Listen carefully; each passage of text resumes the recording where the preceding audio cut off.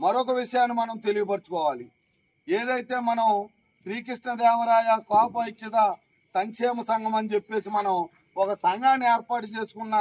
4 లక్ష్యాల్లో కూడా ఒక లక్ష్యం ఏదైతే మన గ్రామంలో శ్రీకృష్ణదేవరాయని వంగవీటి మోహన్ రంగ గారి విగ్రహం ఏర్పాటు చేయాలని ఆ రోజు మనం అనుకున్నట్లుగానే ఈరోజు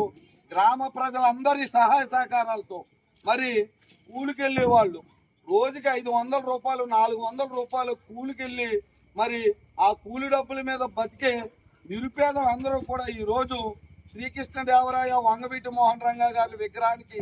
మనం అడగకుండానే 5,000 10,000 విరాళాలు ఇస్తున్నారంటే నిజంగా వారందరికీ కూడా చేతులెత్తి ఈ గ్రామం తరపున బడుగు బలహీన వర్గాల తరపున అలాగే శ్రీకృష్ణదేవరాయ కాపు ఐక్యత సంక్షేమ సంఘం తరపున మరొక్కసారి వారందరికీ కూడా మరి ధన్యవాదాలు తెలియజేసుకుంటున్నాం.